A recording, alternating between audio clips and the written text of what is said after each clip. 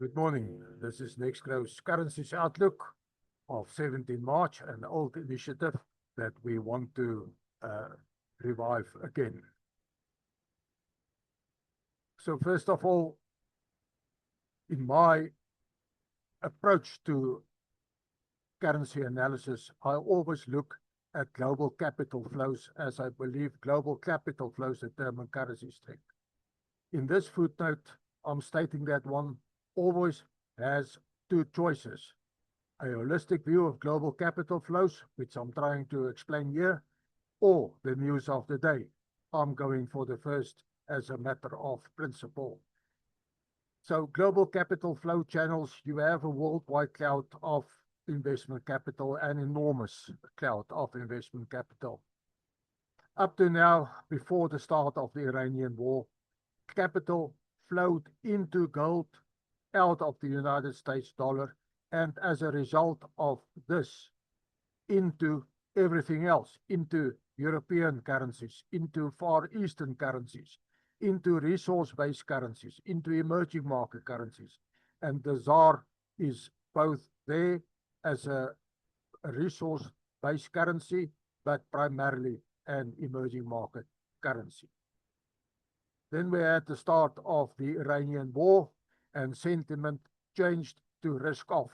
I didn't mention that when we have global capital flow into gold out of the United States dollar, it is a typical risk on intermarket scenario, with global capital flowing out of the United States dollar and into everything else. So suddenly we had a risk-off scenario, and models cannot predict this.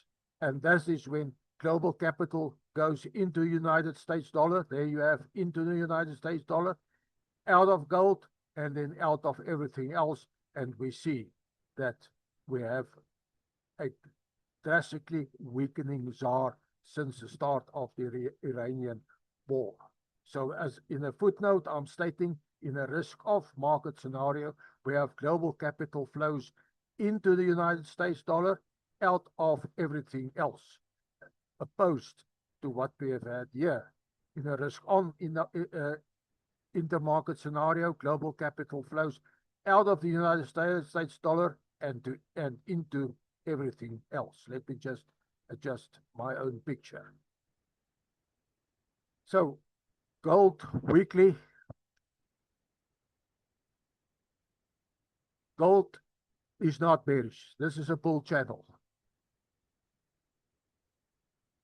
Because of excessive speculation, in my view, gold broke through the bull channel, reached the 100% breakout target, exactly 5,600, almost exactly. Came back, pushing back up again, and then the past 2.5 weeks, since that was Sunday, the 1st of March, we had the Iranian war and gold started to decline. I want to emphasize this is not bearish gold, this is a bull channel. But back into the channel, gold can correct down to 4,200 here and then back up to 4,600. You never know which direction gold will take inside this channel. Gold obviously will only become bearish once this bull channel has been broken downwards here through the bottom border on a weekly close, because this is a weekly graph.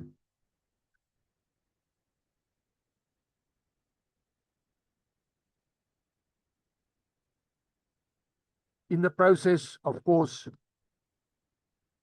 the US dollar strengthened from above $1.20 for the euro. Everybody calling this a very weak dollar. We've had the dollar 125, 150 in the past. Market analysts probably forgot about that. But in general, since June last year, we had a sideways dollar 119, 150, with a dollar up and down in this since the start of the Iranian war, 1st of March. We saw dollar strength, especially last week, breaking through the lower border of this sideways channel. This is actually a resistance line at 115, breaking through resistance, almost touching 114 the past 2 days, yesterday and today, back testing again the previous resistance. As we should know, that a resistance line, once broken, a strong resistance line, very soon, in this case, almost immediately, becomes support, and we'll see what happens. But for now, we'll have to accept the dollar stronger than 115. So what happened in South Africa? First of all, we had treasury yields. This is the 10-year benchmark, 8%, hovering around 8%, and then suddenly moving off in a risk of outflow of capital. So the 10-year benchmark moving from 8% to 9%. And the opinion is that the strengthening of the ZAR since, on the right-hand scale here, virtually 120 to, on a certain day in February, almost 1575, 1570, the result of global capital flowing into our government treasuries, and this is a 10-year benchmark. The treasuries declined on the left-hand scale from almost 11.2% to 8% here. That was the lowest yield, 8%, then suddenly increased to almost 9%. 1 percentage point increase in benchmark yields is enormous. And in the process, the ZAR started weakening since the carpet was pulled out beneath the ZAR. The primary reason for ZAR strength has been neutralized, and we had a weakening ZAR. So this is probably the most important graph, the South African US 10-year benchmark yield spread. What we see here is since 2020 with COVID, when we were at 11, when the yield was at 11%, that means that the South African benchmark was probably around about 15 and the 15%, and US 10-year benchmark around 4%. So that gave us an 11% advantage. We see capital flowing into South Africa all along since 2020, especially since April 2025.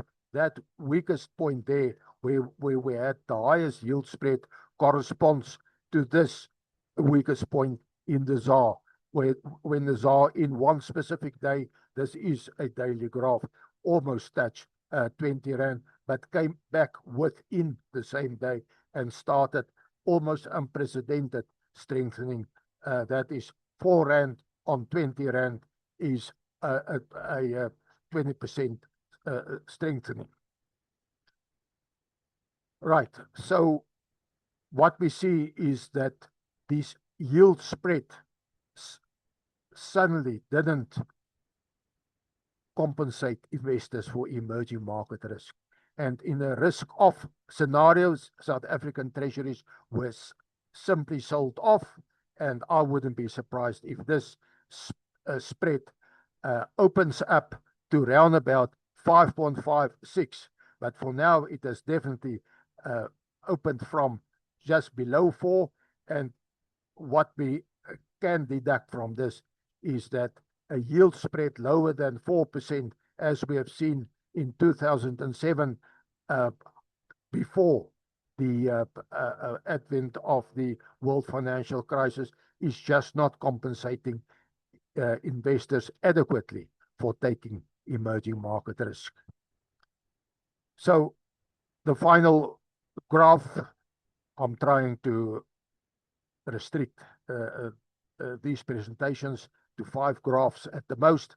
is the call for the ZAR. The call for the ZAR is 1640 and 17 Rand with a center of gravity around 1670 here. This is a 60 cents move, and 30 cents will make it 1670. That's where I see the ZAR in the near future. The ZAR has this habit to trade in sideways ranges.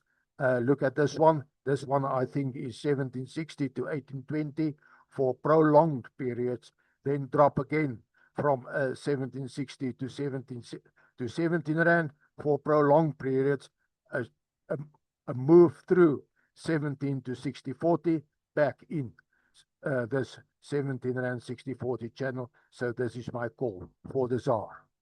In summary, this is an outlook based on intermarket scenarios, in turn composed from a perceived flow of global capital, deliberately ignoring the news of the day.